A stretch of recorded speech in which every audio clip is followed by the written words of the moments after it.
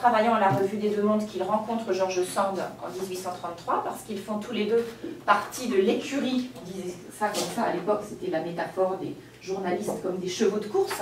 Donc ils faisaient partie de l'écurie du directeur de la Revue des Deux Mondes, qui s'appelait Bulloz.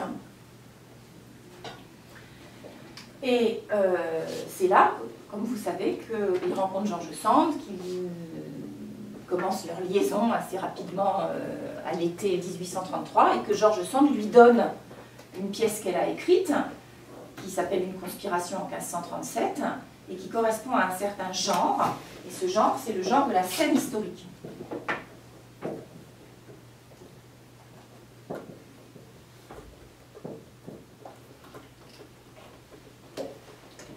Alors, tout à l'heure, dans le cours sur l'histoire, dans la deuxième partie de mon intervention, je vous en dirai plus sur ce genre de la scène historique. Pour l'instant, je reviens à mon premier propos, qui est de situer Lorenzaccio dans la carrière de Musset et dans le drame romantique. Quand on regarde la carrière de Musset, on s'aperçoit qu'elle est en plusieurs phases et que c'est seulement la phase qui vous concerne, c'est-à-dire la phase d'écriture de Lorenzaccio, qui est une phase où vraiment Musset ne songe pas à la scène contemporaine. Mais je vais vous montrer qu'à d'autres périodes de sa vie, Musset a été très impliqué dans le théâtre de son temps. Alors d'abord, quand il est petit, dans son enfance, il pratique beaucoup le théâtre de société. Ça se pratiquait beaucoup à l'époque, surtout dans les milieux aristocratiques, qui est le sien. Donc on jouait en famille, entre amis, on se produisait, c'était du théâtre amateur. Et les proverbes font partie du genre du théâtre de société. On écrit des proverbes qui sont des petites pièces généralement. Je vous donnerai le papier après. Merci. Qui sont des petites pièces, pour la plupart d'entre elles, on ne badine pas avec l'amour, est tout à fait exceptionnel par sa taille pour un proverbe. En principe, un proverbe, ça ne fait qu'un acte, un ou deux actes, c'est assez petit, il y a peu de personnages, on peut le jouer entre soi, on peut le jouer le livre à la main, sans l'apprendre par cœur, comme le théâtre amateur. Donc lui, il pratique beaucoup ça, parce qu'il est dans une famille où on a été très proche avec un auteur de proverbes du XVIIIe siècle qui s'appelle Carmontel. Et donc, il a l'habitude d'en jouer, et c'est certainement cette habitude qu'il a acquise quand il était enfant, qui l'incite ensuite, quand il sera adulte, à écrire des proverbes.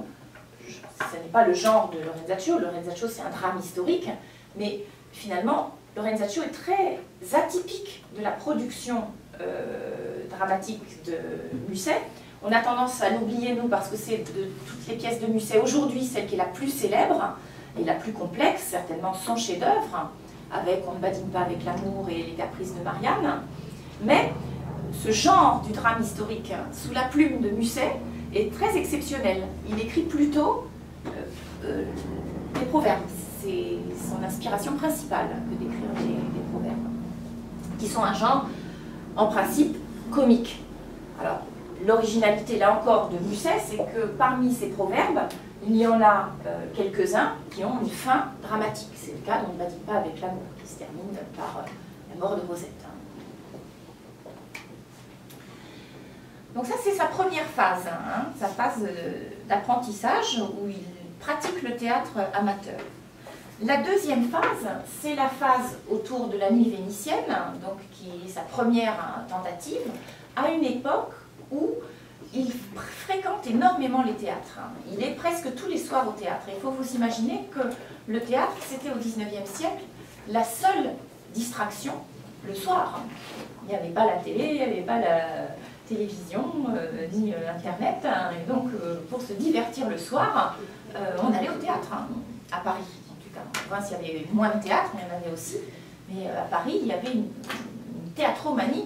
Et donc, les pièces défilaient, il y avait une production théâtrale énorme. Forcément, parce que les gens, une fois qu'ils avaient vu la pièce une fois, ils voulaient en voir une autre.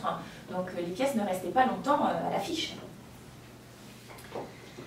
Et donc, Musset connaît très très bien le milieu théâtral de son époque. Alors la phase d'après, c'est effectivement la phase du spectacle dans un fauteuil. Donc il écrit successivement un premier recueil qui s'appelle Un spectacle dans un fauteuil vert en 1832. Et dans ce recueil, il y a des poèmes et il y a aussi 2 pièces en vers, La coupe et les lèvres et À quoi rêvent les jeunes filles, qui sont des pièces dont les spécialistes aujourd'hui ne savent pas très bien comment les classer. Par exemple, quand on édite le théâtre de Musset, le problème se pose toujours de savoir si La coupe et les lèvres et À quoi rêvent les jeunes filles font ou non partie du théâtre de Musset. Et ça, c'est intéressant parce que... Alors, pourquoi est-ce qu'on se pose la question? On se pose la question parce que, de son vivant, quand Musset a republié son théâtre, il n'a jamais intégré La coupe et les lèvres et À quoi rêvent les jeunes filles, parce que ce sont des pièces en vers. Et donc pour lui, c'est plutôt de la poésie que du théâtre. C'est de la poésie dialoguée, mais ça n'est pas du théâtre. En réalité, on peut parfaitement les jouer, et de temps en temps, elles sont jouées, comme une pièce en vers. On joue bien Hernani, on joue bien Henri de Last, on joue bien Cyrano de Bergerac, qui sont des pièces en vers.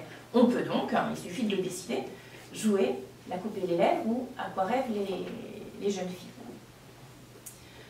Puis, 2 ans plus tard, il fait paraître Un spectacle dans un fauteuil prose, qui comprend des pièces déjà publiées en revue, ce que je vous disais tout à l'heure, dans la revue des 2 mondes, Les caprices de Marianne, André del Sarto, Fantasio, On ne badine pas avec l'amour, qui ont déjà été publiés en revue.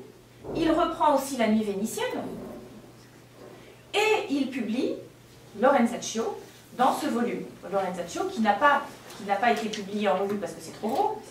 Je vous avez constaté que c'est quand même une pièce assez longue, mais très longue. Donc il n'a pas pu la publier en revue qui est à petit format, mais il la publie dans l'ensemble, Un spectacle dans un fauteuil. Comment comprendre l'expression « un spectacle dans un fauteuil » Alors, en fait, on peut la comprendre de 2 manières complètement opposées. C'est très ambigu comme formule. Et on peut comprendre, c'est pas la peine d'aller au théâtre, puisque dans ton fauteuil, dans ton salon, tu peux lire mes pièces et te les représenter aussi bien qu'au théâtre. Donc on peut considérer que c'est une manière de mépriser le théâtre comme un art trop matériel, trop social, trop dépendant de la manière dont c'est joué, trop dépendant du goût du public, trop dépendant du goût de la critique. Et donc on peut faire cette lecture-là, c'est tout à fait possible. Mais on peut aussi comprendre un spectacle dans un fauteuil de manière un petit peu différente et se demander si le fauteuil en question, c'est le fauteuil du salon ou si c'est pas le fauteuil d'orchestre du théâtre. C'est moins probable. Mais il y a ce sens qui est possible, quand même. Et puis enfin, quand on lit la dédicace au lecteur du volume Un spectacle dans un fauteuil, on voit que cette dédicace de quelques vers assez provocantes, disant « t'es aussi bien dans ton fauteuil qu'au théâtre et tu verras la pièce aussi bien à la lecture qu'à la représentation », suppose quand même la qualité chez le lecteur de s'imaginer la pièce. Et donc ça veut dire, si vous pouvez vous imaginer la pièce à la lecture, ça veut dire qu'elle est vraiment très théâtrale, puisque à la lecture, vous vous figurez un espace scénique, des acteurs, une intonation, vous avez envie de la dire, vous avez envie de la lire à haute voix. Sachez qu'au XIXe siècle, le théâtre, le texte de théâtre était utilisé non pas seulement pour la lecture, non pas seulement pour servir de partition aux acteurs le jour de la représentation, mais aussi pour être lu à haute voix. C'est une pratique qu'on a un peu perdue aujourd'hui, qui est la pratique de la lecture à haute voix. De la poésie, ça se faisait très couramment. Du roman, ça se faisait jusque dans les classes populaires où se réunissaient chez la portière, c'est-à-dire chez la concierge, le soir, un immeuble entier pour entendre celui qui, dans l'immeuble, savait lire un roman de Balzac ou un roman de Hugo aux autres. Donc il y avait cette sociabilité-là de la lecture à haute voix qui se pratiquait. Une petite anecdote. À l'époque de la querelle du Cid, donc en 1637, il y a eu, parmi ceux qui défendaient le Cid et qui disaient que c'était une très belle pièce, certes pas très régulière, mais néanmoins une pièce extraordinaire, il y avait les arguments de certains lecteurs de province qui n'avaient jamais pu voir le Cid parce qu'il n'était pas encore arrivé en province dans les salles. Il y avait très peu de salles de théâtre en province au XVIIe siècle, il y en avait davantage au XIXe siècle, mais qui, ayant la pièce sous les yeux à lire, la lisaient comme s'ils la voyaient, parce que le Cid, c'est une pièce extrêmement visuelle. Vous avez l'épée qui intervient à plusieurs moments dans la pièce. Vous avez des didascalies internes. Les didascalies internes, vous savez, ce sont à l'intérieur du dialogue des allusions qui sont faites à l'espace scénique ou à la manière de jouer.